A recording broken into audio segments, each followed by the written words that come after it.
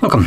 In front of me is a Samsung Galaxy S21 Ultra, and today I'll show you how to go through the setup process of the device. So when you boot it up for the first time, you'll be presented with the welcome screen, as you can see right here, and all kinds of different languages. So to get started, simply click on that blue button at the bottom and select your desired language. From there, connect to mobile network. Now this is completely optional. I'm gonna choose to opt out of it. And then on the next page we have obviously legal documents, because nothing really welcomes us to a new device like need to agree to user license agreement. So once you select that, you can actually proceed further on. Now the ones below that, as you can see, is sending of diagnostic data and receipt of market information. These options are completely optional, which you can see right over here. So you don't actually need to select them, and from there, let's proceed further. Now we have the ability to connect to Wi-Fi. That is assuming that we do have a Wi-Fi near us that we can connect to. If you don't, you can simply choose to skip it right here. And the only thing that this will change is throughout the setup, you won't have the option to log into Google, and also time and date is not going to be set automatically. So I'm gonna again choose to skip it for now, and then we have data app or copy apps and data, which just allows you to restore your device from an old device. But I'm setting it up as new, so I'm not gonna go with next. I'm gonna go with don't copy. But if you wanted to basically restore your device, all you do is press next and follow the on-screen instructions. And here is the date and time that I said that without Wi-Fi it won't be set automatically. Now it is actually being set correctly, so I don't have to change it, but there is a chance that it might not be correct, so keep that in mind. Now next page, we have Google services. So even though we technically didn't allow for sending of user and diagnostic data, it's by default checked on, which by tapping next we kind of agree to it. But we can actually disable it here once more as well if we don't actually want it. So apart from that, we do have location and scanning. So location uses GPS tracking for apps. As an example, for Google Maps, we'll use GPS location, so it gives you an accurate route to your destination of your choice.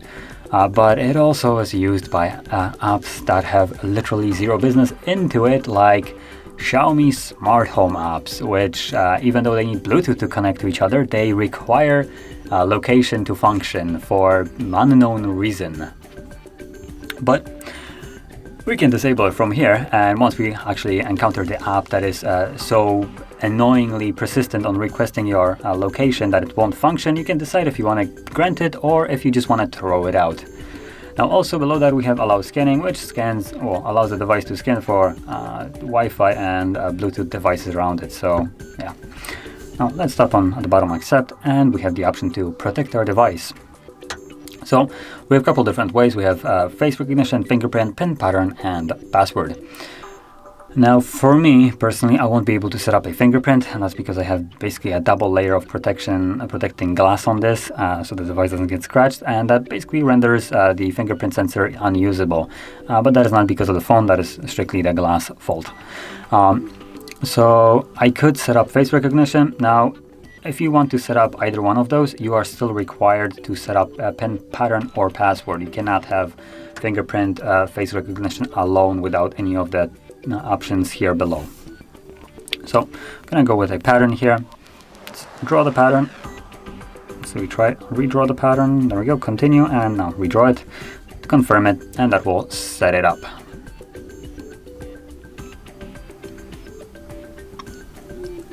And now we have Samsung account, a good old lovely, basically spam from Samsung. This is what I would call bloatware on this device. So you can log into it, but you also don't have to, because everything that Samsung offers, it's already present on this device and requires only a Google account, which you most likely will probably log in to use Google Store. Now, if I try to tap on skip, it will give me this glorious little window right here, what I will miss out on.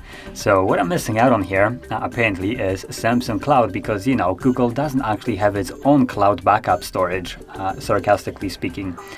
Bixby, again, it's not like Google already developed their Hey Google a decade ago. Galaxy theme. Yeah, there's an entire Play Store, not sure if you're aware. Find My Mobile. Yeah, Google had Find My Device basically since Google existed, I believe, or at least since a location in the devices was added. Then we have a Samsung Pass, which by default, any kind of Google device, if you have some kind of fingerprint or pattern, you can protect your apps, assuming they have some kind of code to get into, like for instance a bank account app. You can use your fingerprint to unlock it instead. This is nothing new here. Galaxy Store, again, like I mentioned, the awareness of an entire store, Play Store, is contradicting the existence of this one. And lastly, we have Secure Folder, which, if Samsung didn't go out of their way to remove this one, it should be also present in the files, the app files, which is also made by Google, which you can lock specific files in a vault.